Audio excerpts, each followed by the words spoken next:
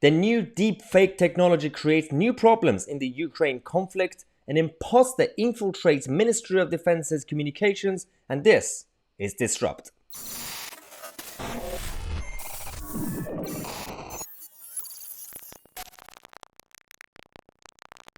Hello, beautiful people. Welcome to another episode of Disrupt, the Ukraine brief, where we give you the news that either you don't hear in the mainstream media or to give you a bit of a spin, so we try to fix the spin and their propaganda. Now, as I've been saying since the invention of this Disrupt show, it's all about me exposing that you get propaganda from both sides, get used to it, and I'm trying to de-escalate this tribal mentality that a lot of people would just be like, wow, Zelensky said it, he's a hero, he's my Superman, so I'm going to believe it, and vice versa as well, saying that anything that the West has done is bad, so which means anything that the West will do forever will be bad. Capitalism is bad, bring it down. Everybody calm down. But let's talk about a deep fake.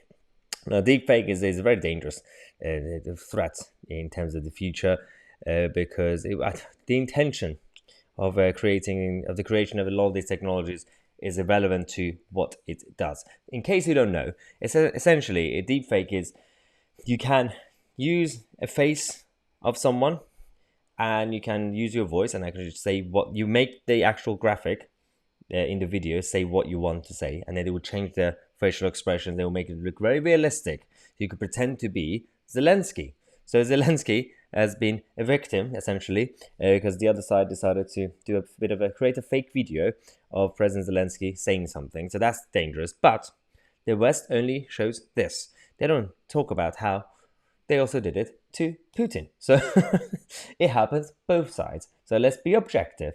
They have also made fake videos of Vladimir Putin saying things. So literally, it's dangerous because you can have a situation, and people have been theoretically talking about this for some time, that a country could use an enemy's president to, for example, Putin, we could say, could use Biden as president, do a fake video, deep fake video of Biden saying that I am Joe Biden, then fall asleep. That will make it realistic. He has to fall asleep.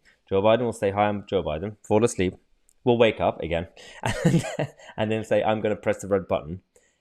And then when he does that, then it would justify any action against the United States of America.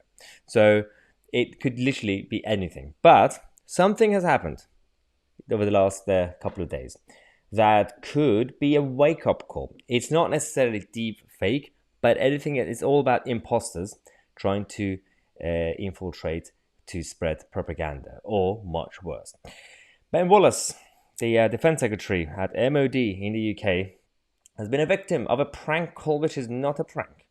So an imposter infiltrated the communication system at the Ministry of Defense a lot easier than we expected, and pretended to be the Ukrainian Prime Minister to get to Ben Wallace, to have a chat with Ben Wallace, a video call, an actual video call.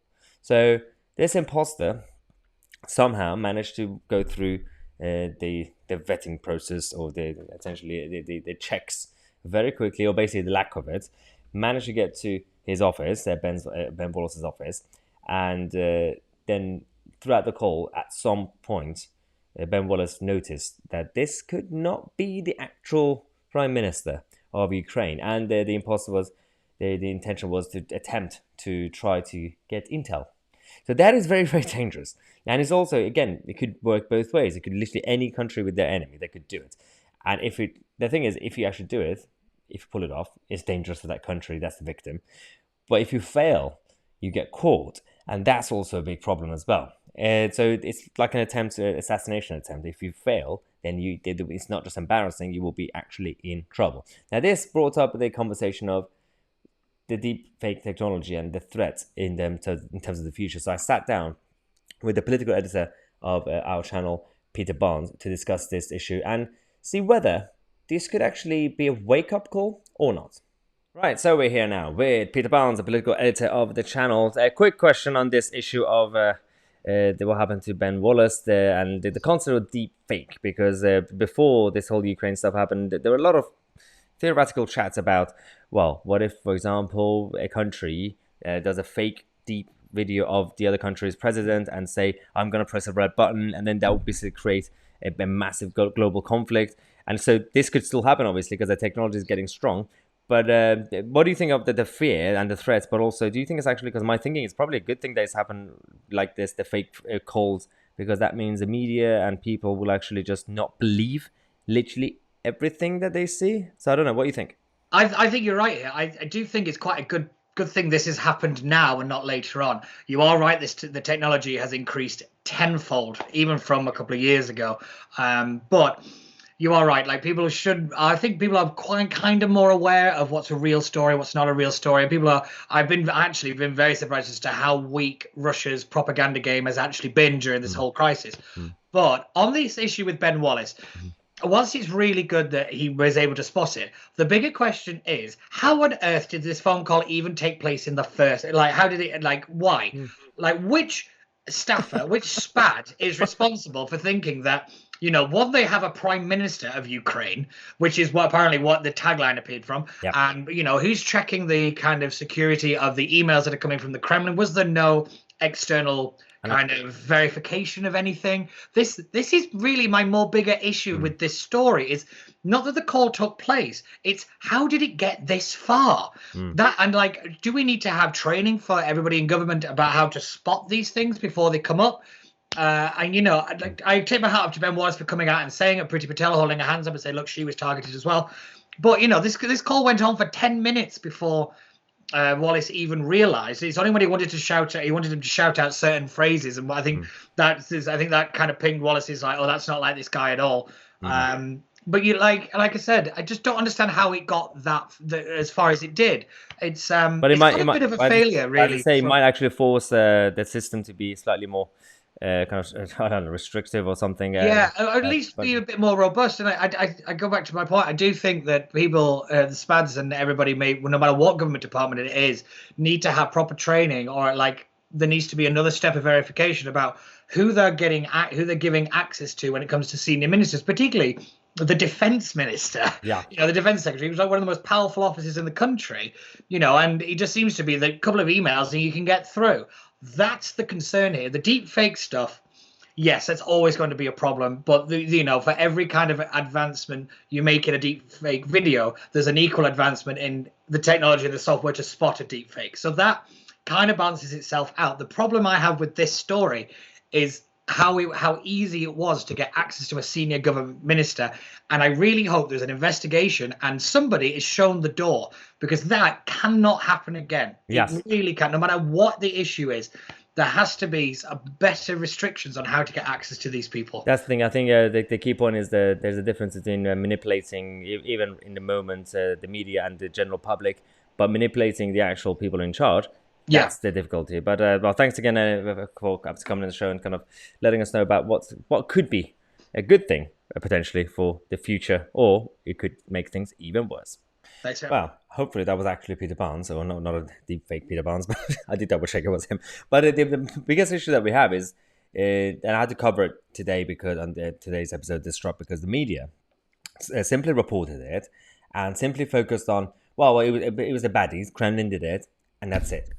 The mainstream media have not really analyzed the situation properly and deeply, have a proper discussion and talk about, not just in terms of the vetting process, but also the fear that people actually have. There are a lot of people across the country, when they heard the story, they are now concerned about a lot of issues around this new threat. And they're going to talk about how this could be a bit of a wake-up call, but we're still living in the age of, still the early days of the new media, the social media platforms. So don't think that we're kind of used to it. It's still new days. We were all for fake news. So it will happen. We just have to be careful. But it's all doom and gloom.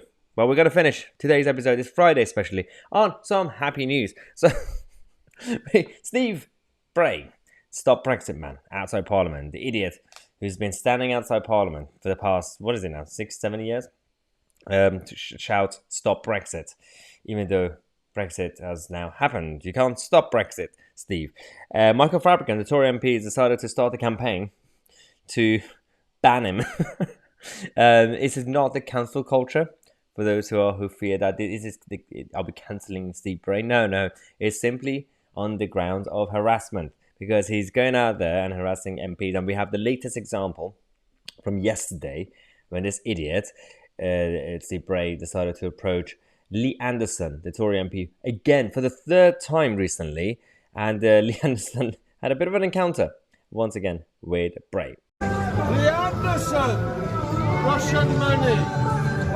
Russian money! Do you think they should give it back to the Russians or donate it to Ukraine? I tell you what, Steve, if you would have been around 100 years ago, I'd pay your taxes, by the way. the country in a tent. You're nothing but a freak show. Do you know what? I'd pay your wages. Hey, don't push me. That's assault, Lee Anderson. That's assault, Lee Anderson.